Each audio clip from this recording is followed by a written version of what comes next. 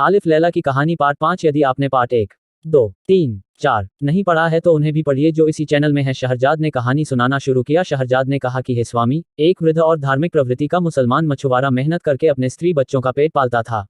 वह नियमित रूप से प्रतिदिन सवेरे ही उठकर नदी के किनारे जाता और 4 बार नदी में जाल फेंकता था। एक दिन सवेरे उठकर उसने नदी में जाल डाला। उसे निकालने लगा तो जाल बहुत भारी लगा। उसने समझा कि आज कोई बड़ी भारी मछली हाथ आई है, लेकिन मेहनत से जाल दबोचकर निकाला तो उसमें एक गधे की लाश फंसी थी। वह उसे देखकर जल भुन गया। उसका जाल भी गधे के बोझ से जगह जगह फट गया था। उसने संभालकर फिर नदी में फेंका। इस बार जो खींचा तो उसमें सिर्फ मिट्टी और कीचड़ भरा मिला। वह रोकर कहने लगा कि मेरा दुर्भाग्य तो देखो, दो बार मैंने नदी में जाल डाला और मेरे हाथ कुछ नहीं आया। मैं तो इस पेशे के अलावा और कोई व्यवसाय जानता भी नहीं, मैं गुजर बसर के लिए क्या करूं। उसने जाल को धो धाकर फिर पानी में फेंका। इस बार भी उसके हाथ दुर्भाग्य ही लगा। जाल में कंकड़, पत्थर और फलों की गुठलियों के अतिरिक्त कुछ भी नहीं था। यह देखकर वह और भी रोने पीटने लगा। इतने में सवेरे का उजाला भी फैल गया था। उसने भगवान का ध्यान धरा और विनय की, हे सर्वशक्तिमान दीनदयाल प्रभु, तुम जानते हो कि मैं हर रोज सिर्फ 4 बार नदी में जाल फेंकता हूँ। आज 3 बार फेंक चुका हूँ और कुछ हाथ नहीं आया और मेरी सारी मेहनत बेकार गई। अब एक बार जाल फेंकना रह गया है। अब तू कृपा कर और नदी से मुझे कुछ दिलवा दे और मुझ पर इस प्रकार दया कर जैसी किसी समय हजरत मूसा पर की थी। यह कहकर उसने चौथी बार जाल फेंका और खींचा तो भारी लगा। उसने सोचा इस बार तो जरूर मछलियां फंसी होंगी। बड़ा जोर लगाकर उसे बाहर निकाल कर देखा कि उसमें सिवाय एक पीतल की गागर के और कुछ नहीं है। गागर के भार से वह समझा कि उसमें कुछ बहुमूल्य वस्तुएं होंगी, क्योंकि उसका मुंह शीशे के ढक्कन से अच्छी तरह बंद था और ढक्कन पर कोई मुहर लगी थी। मछुआरे ने मन में कहा कि यह अंदर से खाली हुआ तो भी इसे बेचकर पैसे मिल जाएंगे, जिससे आज का काम किसी तरह चलेगा। उसने गागर को उलट पलट कर और हिला डुला कर देखा, लेकिन उसमें से कोई शब्द नहीं निकला। फिर वह कहीं से एक चाकू लाया और बहुत देर तक मेहनत करके उसका मुंह खोला। अब वह झांक कर गागर के अंदर देखने लगा, लेकिन उसे कुछ नहीं दिखाई दिया। उसी समय उसने देखा कि गागर से धुआं निकल रहा है। वह आश्चर्य से देखने लगा कि क्या होता है। गागर में से बहुत सा धुआं निकलकर नदी के ऊपर आकाश में फैल गया। कुछ ही देर में वह धुआं सिमट कर एक जगह आ गया और उसने एक भी भीषण दैत्य का आकार ले लिया। मछुआरा घबराकर भागने को हुआ, लेकिन उसने सुना कि दैत्य हाथ उठाकर कह रहा है कि ऐ सुलेमान, मेरा अपराध क्षमा कीजिए, मैं कभी आपकी आज्ञा का उल्लंघन नहीं करूंगा। मछुआरा यह सुनकर अपना डर भूल गया और बोला, अरे भूत, तू क्या बक रहा है? सुलेमान को मरे 1800 वर्षों से अधिक हो गए हैं। तू कौन है? मुझे बता कि तू इस गागर में किस प्रकार बंद हो गया। दैत्य ने उसे घृणापूर्वक देखकर कहा, तू बड़ा बदतमीज है, मुझे भूत कहता है। मछुआरा बिगड़कर बोला, और कौन है तू? तुझे भूत न कहूं तो गधा कहूं। दैत्य ने कहा, तेरे मरने में अब अधिक समय नहीं है, मैं तुझे शीघ्र ही मार डालूंगा। तू अपनी बकबक बंद कर और मुझसे बात ही करनी है तो जुबान संभाल करके कर। मछुआरा घबराकर बोला, तू मेरी हत्या क्यों करना चाहता है? क्या तू इस बात को भूल गया कि मैंने ही तुझे गागर के बंधन से छुड़ाया है? दैत्य बोला, मुझे भली प्रकार ज्ञात है कि तूने ही गागर खोली है, लेकिन इस बात से तेरी जान नहीं बच सकती। हाँ, मैं तेरे साथ एक रियायत करूंगा। मैं तुझे यह निर्णय करने का अधिकार दूंगा कि मैं किस प्रकार तुझे मारूं। मछुआरे ने कहा, तेरे हृदय में जरा भी न्यायप्रियता नहीं है। मैंने तेरा क्या बिगाड़ा है कि तू मुझे मारना चाहता है? क्या मेरे इस एहसान का बदला तू इसी प्रकार देना चाहता है कि अकारण मुझे मार डाले? दैत्य बोला, अकारण नहीं मार रहा। मैं तुझे बताता हूं कि तुझे मारने का क्या कारण है, तू ध्यान देकर सुन। मैं उन जिन्नों दैत्यों में से हूं जो नास्तिक थे। अन्य दैत्य मानते थे कि हजरत सुलेमान ईश्वर के दूत पैगंबर हैं और उनकी आज्ञाओं का पालन करते थे। सिर्फ मैं और एक दूसरा दैत्य, जिसका नाम साका था, सुलेमान की आज्ञा से विमुख हुए। बादशाह सुलेमान ने क्रुद्ध होकर अपने प्रमुख मंत्री आसिफ बिन वरहिया को आदेश दिया कि मुझे पकड़कर उसके सुलेमान के सामने पेश करे। मंत्री ने मुझे पकड़कर उसके सामने खड़ा कर दिया। सुलेमान ने मुझसे कहा कि तू मुसलमान होकर मुझे पैगंबर मान और मेरी आज्ञाओं का पालन कर। मैंने इससे इनकार कर दिया। सुलेमान ने इसकी मुझे यह सजा दी कि मुझे इस गागर में बंद किया और अभिमंत्रित करके शीशे का ढक्कन इसके मुंह पर जड़ दिया और उस पर अपनी मुहर लगा दी और एक दैत्य को आज्ञा दी कि गागर को नदी में डाल दे। अतएव वह मुझे नदी में डाल गया। उस समय मैंने प्रण किया कि 100 वर्षों के अंदर जो आदमी मुझे निकालेगा उसे मैं इतना धन दे दूंगा कि वह आजीवन सुख से रहे और उसके मरणोपरांत भी बहुत सा धन उसके उत्तराधिकारियों के लिए रह जाए। इस अवधि में मुझे किसी ने न निकाला। फिर मैंने प्रतिज्ञा की कि अब 100 वर्ष के अंदर जो मुझे मुक्त करेगा उसे मैं सारे संसार के खजाने दिलवा दूंगा। फिर भी किसी ने मुझे न निकाला। फिर मैंने प्रतिज्ञा की कि 100 वर्षों की तीसरी अवधि में जो मुझे मुक्त करेगा उसे मैं बहुत बड़ा बादशाह बना दूंगा और हर रोज उसके पास जाकर उसकी 3 इच्छाएं पूरी करूंगा।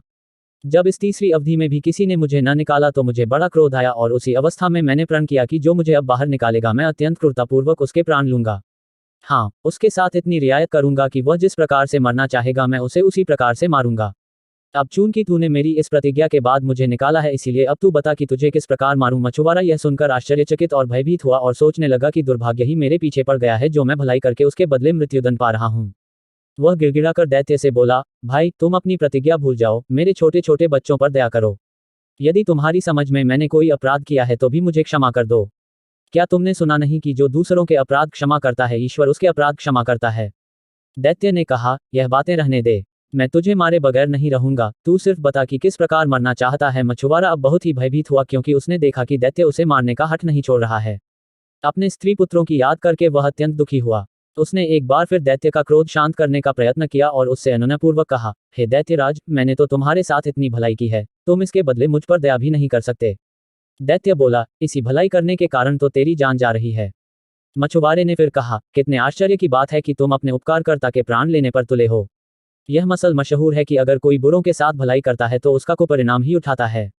यह कहावत तुम्हारे ऊपर पूरी तरह लागू होती है। दैत्य ने कहा, तुम चाहे जितने सवाल जवाब करो और चाहे जितनी कहावतें कहो, मैं तो तुम्हारी जान लेने के प्रण से हटता नहीं। मछुआरे ने अंत में अपनी रक्षा का एक उपाय सोचा।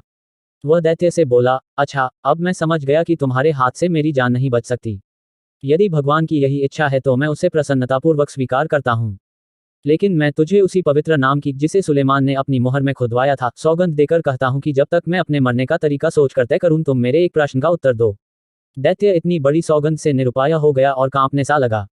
उसने कहा, पूछ, क्या पूछना चाहता है, मैं तेरे प्रश्न का उत्तर दूंगा। मछुआरे ने कहा, मुझे तेरी किसी बात पर विश्वास नहीं होता। तू इतना विशालकाय प्राणी है, इतनी छो गागर में कैसे समा गया। तू झूठ बोलता है। दैत्य बोला, जिस पवित्र नाम की सौगंध तूने मुझे दिलाई है मैं उसकी साक्षी देकर कहता हूं कि मैं उसी गागर में था। मछुआरे ने कहा, मुझे अब भी विश्वास नहीं है कि तू सच कहता है। इस गागर में तो तेरा एक पांव भी नहीं आएगा, तू पूरा का पूरा किस प्रकार इसमें समा गया। दैत्य ने कहा, क्या मेरे इतनी बड़ी सौगंध खाने से भी तुझे विश्वास नहीं आता। मछुआरा बोला, तेरे कसम खाने से क्या होता है, मैं तो तभी मानूंगा जब तुझे अपनी आंखों से गागर के अंदर देखूं और उसमें से आती हुई तेरी आवाज न सुनूं। यह सुनकर दैत्य फिर धुएं के रूप में परिवर्तित हो गया और सारी नदी पर फैल गया। फिर वह धुआं रूपी दैत्य एक स्थान पर इकट्ठा हो गया और धीरे धीरे गागर में जाने लगा। जब बाहर धुएं का नाम निशान न रहा तो गागर के अंदर से दैत्य की आवाज आई, अब तो तुझे मालूम हुआ कि मैं झूठ नहीं कहता था, इसी गागर में बंद था। मछुआरे ने इस बात का उत्तर न दिया। उसने गागर का ढकना, जिस पर सुलेमान की मुहर लगी हुई थी, गागर के मुंह पर रखा और उसे मजबूती से बंद कर दिया। फिर वह बोला, ओ दैत्य, अब तेरी बारी है कि तू गिड़गिड़ा कर मुझसे अपना अपराध क्षमा करने को कहे, या फिर मुझे यह बता कि तू स्वयं मेरे हाथ से किस प्रकार मरना चाहता है। नहीं, मेरे लिए तो यही उचित होगा कि मैं तुझे फिर इसी नदी में डाल दूं और नदी के तट पर घर बनाकर रहूं और जो भी मछुआरा यहाँ जाल डालने आए उसे चेतावनी दे दिया करूं कि यहाँ एक गागर में एक महाभयंकर दैत्य बंद है, उसे कभी बाहर न निकालना क्योंकि उसने प्रण किया है कि जो भी उसे बाहर निकालेगा उसके हाथ से मारा जाएगा। यह सुनकर दैत्य बहुत घबराया। उसने बहुत हाथ पांव मारे कि गागर से निकल आए, किंतु यह बात असंभव थी क्योंकि गागर के मुंह पर सुलेमान की मुहर लगा हुआ ढकना था और उस मुहर के कारण यह विवश था। उसे क्रोध तो बहुत आया किंतु उसने क्रोध पर नियंत्रण किया और अनुनयपूर्वक बोला, मछुआरे भाई, तुम कहीं मुझे फिर नदी में न डाल देना। तुम क्या मेरी बात सच समझते थे? मैं तो केवल परिहास स्वरूप ही तुम्हें मारने की बात कर रहा था। खेद है कि तुमने मेरी बात को सच समझ लिया। अब मुझे निकाल लो। मछुआरे ने हंसकर कहा, क्यों भाई, जब तुम गागर के बाहर थे तब तो अपने को बड़ा शक्तिशाली दैत्यराज समझते थे और करते थे, अब क्या हुआ कि गागर के अंदर जाते ही अपने को बड़ा दीनहीन समझ रहे हो। मैं तो अब तुम्हें नदी में जरूर डालूंगा और प्रलय काल तक तुम इसी गागर में बंदी बने रहोगे। दैत्य ने कहा, भगवान के लिए मुझे नदी में वापस फेंकने का इरादा छोड़ दे। इस प्रकार दैत्य ने बड़ी दीनता से छुटकारे की भीख मांगी, बहुत अनुनय विनय की, लेकिन मछुआरा टस से मज न हुआ। फिर दैत्य बोला, यदि तुम मुझे इस बार छोड़ दो तो मैं तुम्हारे साथ बड़ा उपकार करूंगा। मछुआरा बोला, तू महाधूर्त है, मैं तेरी बात पर कैसे विश्वास करूं। अगर मैंने तुझे छोड़ दिया तो तू फिर मुझे मारने पर उद्यत हो जाएगा। तू इस उपकार का भी मुझे ऐसा ही कुफल देगा जैसा गरीक नामी बादशाह ने हकीम दुबा के साथ किया था। दैत्य ने यह पूछने पर कि यह कहानी क्या है, मछुआरे ने कहना शुरू किया। मछुआरे के द्वारा सुनाई गई कहानी आपको कल इसी चैनल पर मिलेगी। पढ़ने के लिए सब्सक्राइब कीजिए हमारे YouTube चैनल को। तो मिलते हैं कल इसी कहानी के साथ।